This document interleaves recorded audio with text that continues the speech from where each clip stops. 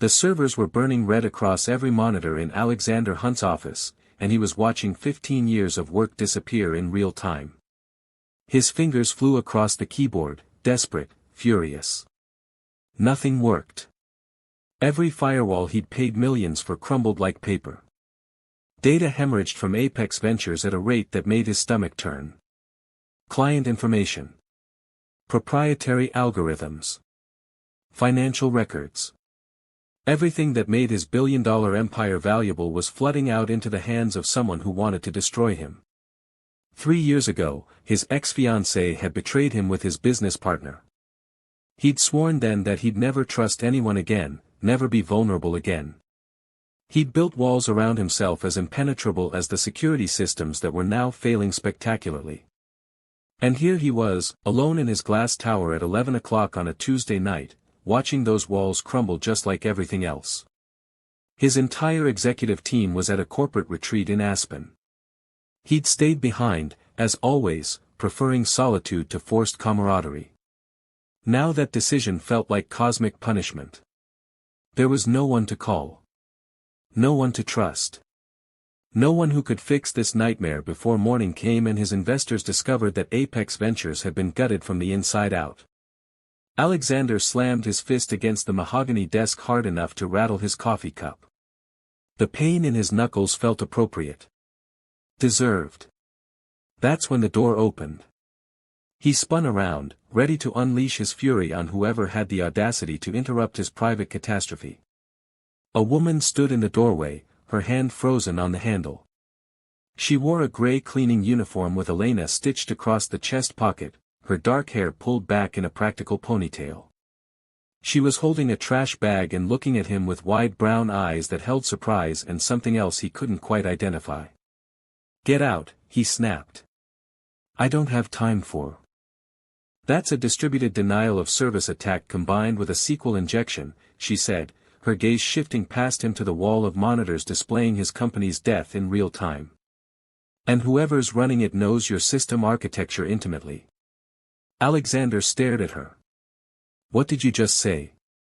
She stepped fully into the office, letting the door close behind her. "Your system. Someone's attacking it from the inside. That's not random malware. That's personal." She moved closer, and he noticed she was studying his screens with the intensity of someone who actually understood what she was seeing.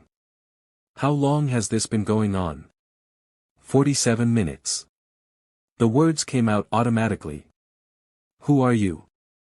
"Elena Morales. I clean your offices." She set down the trash bag, which suddenly seemed absurdly mundane given the conversation they were having. "And before you ask, yes, I know what I'm talking about. I have a master's degree in cybersecurity from MIT. I specialized in penetration testing and threat analysis."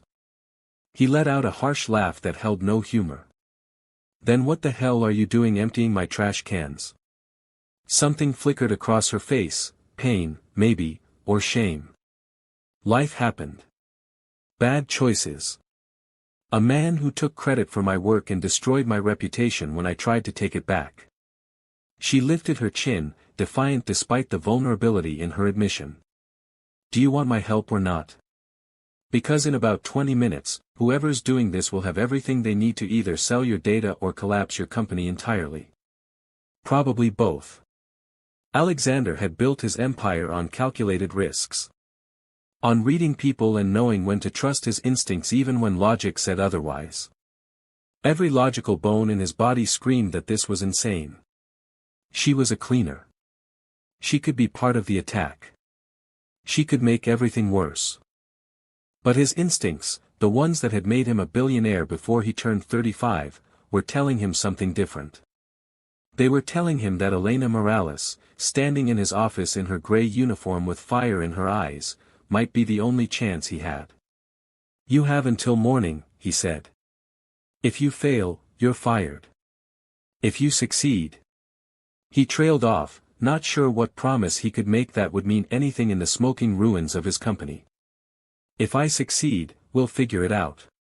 Elena crossed to his conference table and pulled out a chair like she owned the place. "Get me into your mainframe." Full administrative access. And I'll need coffee. The real stuff, not whatever's left in the break room. Despite everything, Alexander felt the corner of his mouth twitch. When was the last time someone had given him orders in his own office? He moved to the coffee bar in the corner and started a fresh pot while Elena's fingers began flying across the laptop with a speed and precision that told him she hadn't been exaggerating about her credentials. "Talk to me while you work," he said, bringing her a cup. "What are you seeing?" "A professional job. Multiple entry points, coordinated timing, layers of obfuscation that would take most security teams days to untangle." She didn't look up from her screen. "But whoever did this got arrogant. They're using a packet signature I recognize from a case study we analyzed at MIT. It's distinctive. Traceable. How long to trace it? Depends on how deep they buried themselves."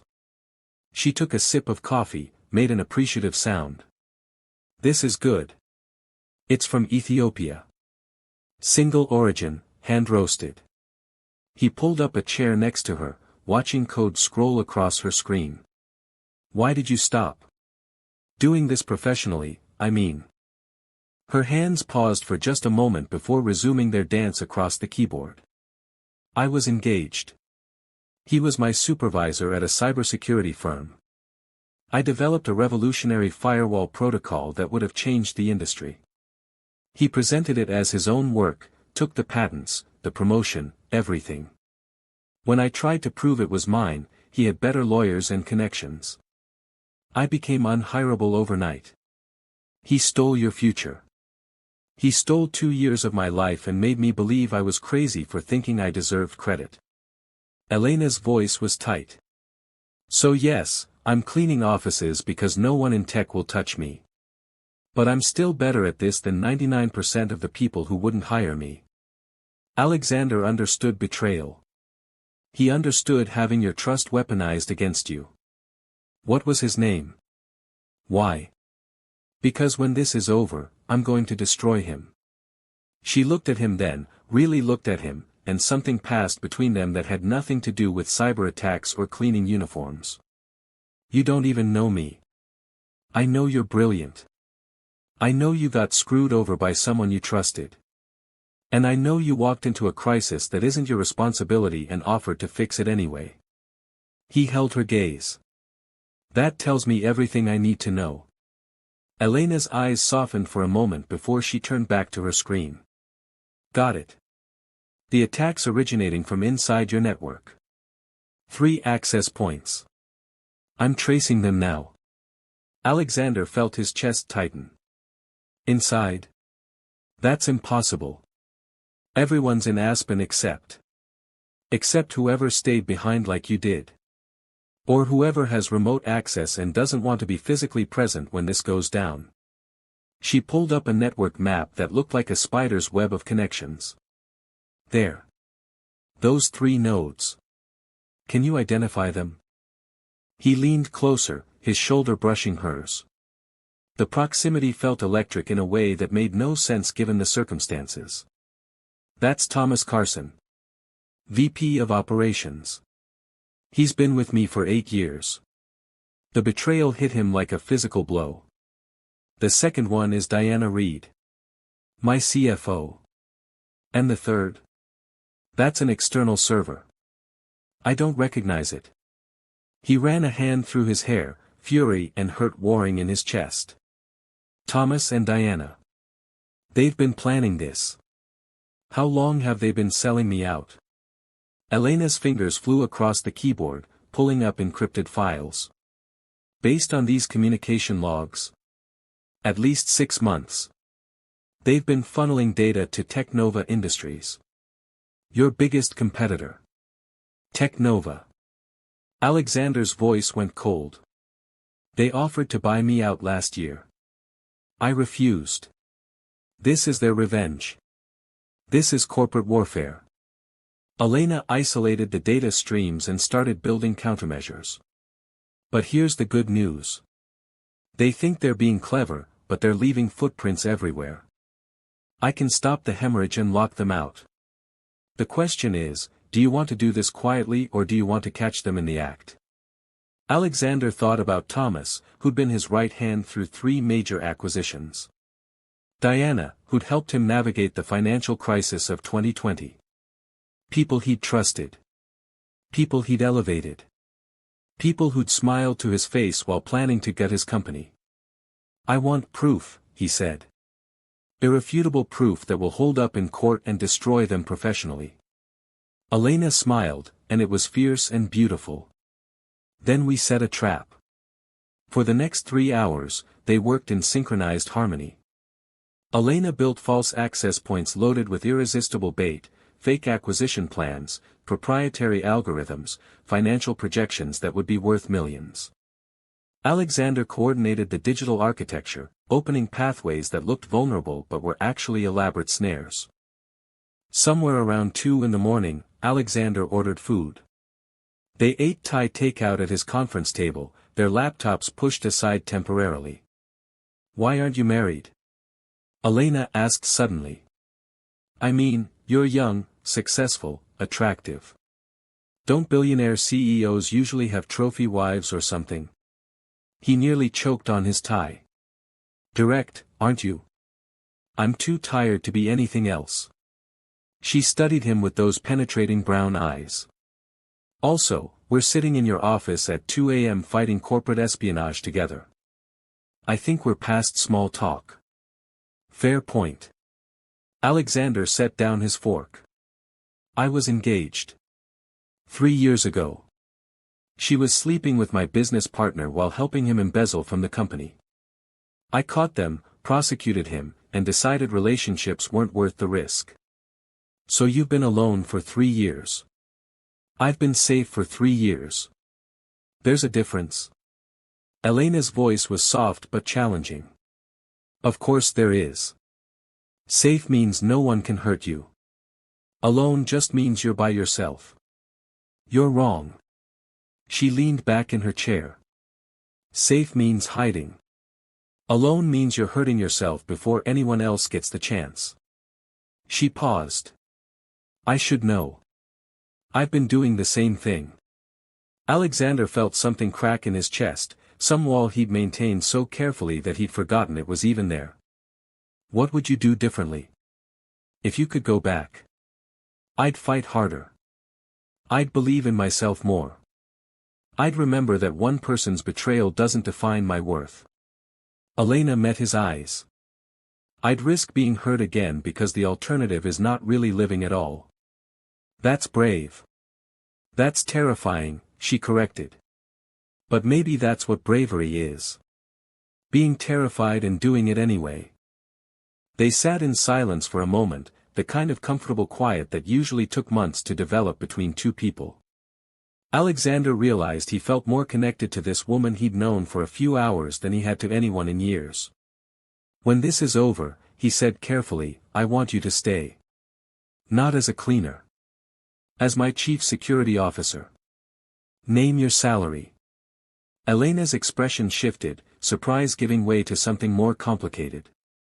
Your board would never approve that. Your world doesn't work that way. My world works however I say it works. I own 70% of Apex Ventures. The board advises. I decide. He leaned forward. You're the most talented person I've met in cybersecurity, and I've hired consultants from every major firm. You belong in a position that matches your skills. I belong in a cleaning uniform, remember? That's what every HR department in Chicago decided. They're wrong. You don't know that. Yes, I do. Alexander reached across the table and touched her hand. The contact sent electricity up his arm. I've watched you work. I've seen how your mind operates. You're exceptional, Elena. And I don't just mean your technical skills. You walked into chaos and brought order. You faced my anger with confidence. You shared your pain without asking for pity. That's rare. Elena's eyes were bright with unshed tears. Why do you care? You don't know me. Tomorrow I'll go back to being invisible and you'll go back to your billionaire life and none of this will matter. It already matters. The words came from somewhere deep and honest. You matter. To me. Tonight, tomorrow, whenever. That won't change. She pulled her hand back, but he could see she was shaken. We should get back to work. The trap won't set itself. Alexander nodded, recognizing the retreat for what it was. But something had shifted between them, something that couldn't be unshifted no matter how much Elena might want to pretend otherwise. They returned to their laptops, but the air felt different now. Charged. Full of possibilities that neither of them was quite ready to name. At 4:30 in the morning, Elena sat up straight. They're taking the bait. Thomas just accessed the fake acquisition files. Diana's downloading the financial projections. Her fingers flew across the keyboard. I'm capturing everything. Timestamps, IP addresses, the actual content they're stealing. It's all being logged. Alexander watched the data flow, each stolen file another nail in Thomas and Diana's professional coffins. He should have felt triumphant. Instead, he felt hollow. I trusted them. I know. For years, I trusted them. They sat in my meetings. They advised me. They pretended to care about this company while planning to destroy it. Hey. Elena's voice was gentle. Look at me. When he did, her expression was fierce. This isn't your fault. You're not naive for trusting people you worked with for years. They're wrong for betraying you. Don't let their corruption make you doubt your judgment. That's exactly what I did after Jessica. I decided my judgment couldn't be trusted. And that's exactly what gave you 3 years of loneliness. Elena stood and moved around the table to stand in front of him. You're a good man, Alexander Hunt. A good man who got hurt by people who should have protected you. But that doesn't mean you're broken. It means they were. He looked up at her, this woman in a cleaning uniform who was currently saving his company and somehow reaching parts of him he'd thought were dead. How are you real? I'm not special. I'm just someone who's been where you are and learned that isolation isn't protection, it's prison. She touched his face, her fingers gentle against his jaw. We're not so different, you and I. We both let someone's betrayal convince us we weren't worthy of trust or love. We both decided safety was better than risk. And now? Now I think maybe we were wrong. Her voice was barely a whisper. Maybe the real risk is never trying at all.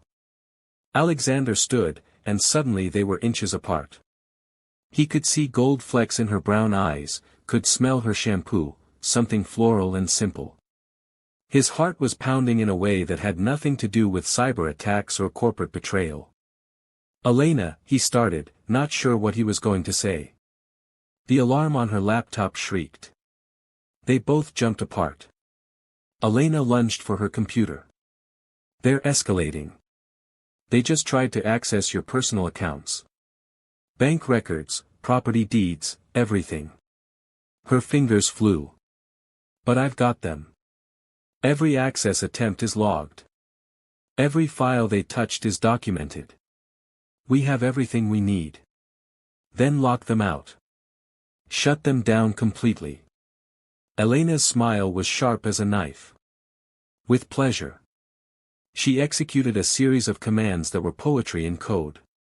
One by one, the access points turned red, then black. Denied. Blocked. Annihilated. Done, she said. Thomas and Diana just got locked out of every system they've ever accessed. And I sent all the evidence to your personal encrypted drive. Timestamps, communications, stolen files, everything. Alexander pulled out his phone. Time to call my lawyers. The next 3 hours passed in a blur of phone calls and preparation. By 8 a.m., when Thomas and Diana arrived at the office, Alexander's legal team was waiting. Security was waiting. The police were waiting. He made them face him in his office, the office where Elena had saved everything while they tried to destroy it. Thomas tried to bluster. Diana tried to negotiate. Neither of them had a leg to stand on. The evidence was overwhelming and irrefutable. You had everything, Thomas said as security prepared to escort them out. Success, money, respect. Why couldn't you just let it go? Let us have this one thing. Alexander looked at the man he'd considered a friend and felt nothing but contempt. Because this company represents 15 years of my life. The jobs of 300 employees.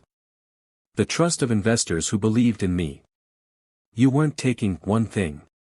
You were burning down everything I built because you were too lazy to build your own empire. This business is cutthroat. You should understand that. There's a difference between being competitive and being criminal. Alexander gestured to the police. Get them out of my building. As they were led away, employees started arriving. The whispers spread like wildfire. The CEO's right-hand people were arrested. A conspiracy. A cleaning woman who saved the company. Elena stood by the windows, watching the sun rise over Chicago. She looked exhausted and beautiful and completely out of place in her gray uniform surrounded by the trappings of Alexander's wealth. They're staring, she said quietly. Your employees. I can feel them judging me. Let them. Alexander crossed to her. In about 5 minutes, none of their opinions will matter. What are you talking about? I'm calling a company-wide meeting. And I'm introducing you as the new Chief Security Officer of Apex Ventures. Elena spun to face him. You can't do that. I'm nobody. I'm a cleaner who got lucky. You're a genius who saved my company. There's a difference. He took her hands. I know you're scared. I know you think you don't belong here. But Elena, you belong anywhere you choose to be. And I'm choosing to bet everything on you. Why? Her voice cracked. Why do you even care? Because somewhere between midnight and dawn, you didn't just save my company. You reminded me what it feels like to be alive. He cupped her face. You challenged me. You saw past the money and the power and you treated me like a person. You were vulnerable when you could have been defensive. You were brilliant without being arrogant. And you made me believe that maybe, just maybe, I could trust someone again. Tears spilled down Elena's cheeks. I'm terrified. Then be scared with me. We'll figure it out together. What if I fail? What if I can't do this? You saved $1 billion company in one night with nothing but a laptop and coffee. I think you can handle a job with an actual office and a team. He smiled. Besides, I'll be right here. We're in this together now.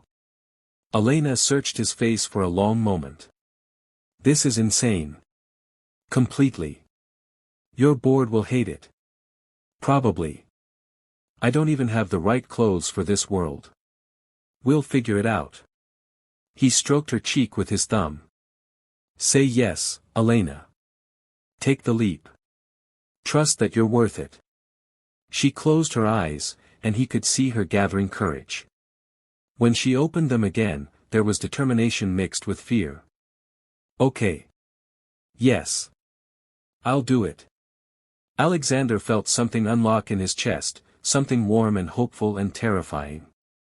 Thank you. For what? For seeing me. For saving me. For being brave enough to take a chance.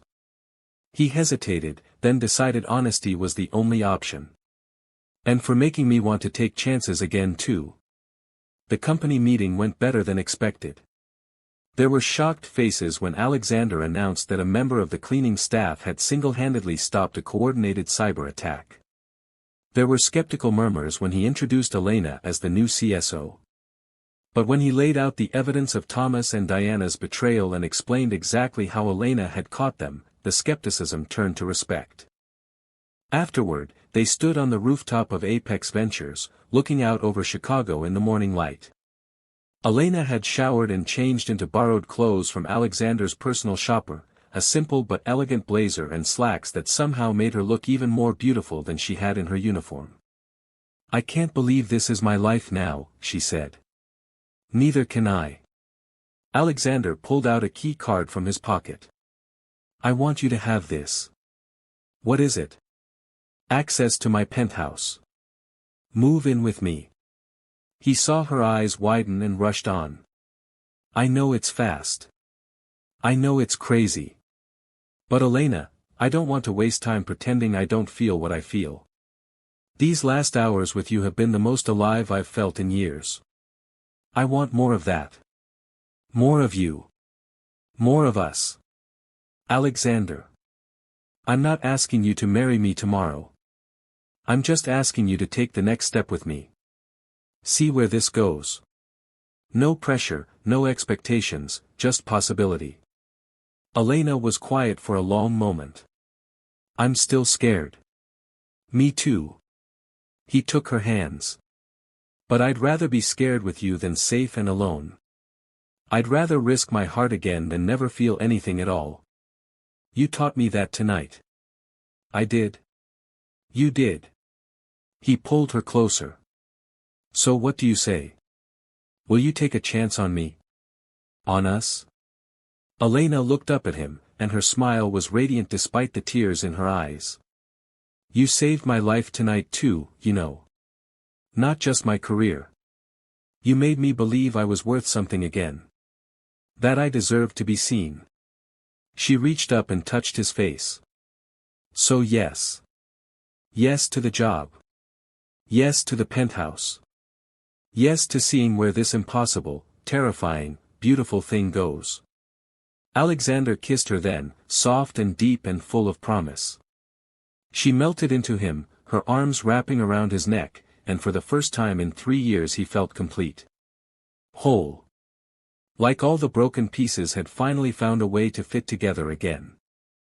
When they finally pulled apart, both breathing hard, Elena laughed. "This is insane. The best things usually are. What happens now? Now we figure it out together. One day at a time. One crisis at a time. One kiss at a time." He tucked a strand of hair behind her ear. "Sound good?" "Sounds perfect." They stood together on that rooftop as the sun climbed higher over Chicago, two people who'd found each other in the middle of chaos and decided to build something beautiful from the ruins. It wasn't a fairy tale. There would be challenges ahead, board meetings and skeptical investors and a world that would question their unconventional beginning. But they'd already faced betrayal, cyber warfare, and their own fear. Everything else felt manageable by comparison. Sometimes salvation comes from unexpected places. Sometimes the person you need most is the one you never saw coming. And sometimes, in the middle of your darkest night, someone walks through the door and reminds you what it means to be alive. Alexander Hunt and Elena Morales had found each other in the most unlikely circumstances. And they were going to fight like hell to keep what they'd built, together. If you've been inspired by Alexander and Elena's journey from strangers to partners, from isolation to connection, hit that like button and subscribe for more stories about unexpected love, second chances, and the courage it takes to trust again. Drop a comment below telling us about a time when someone unexpected changed your life. We read every single one, and your story might inspire our next video. Remember, the best love stories aren't about perfection, they're about two imperfect people choosing to be brave together.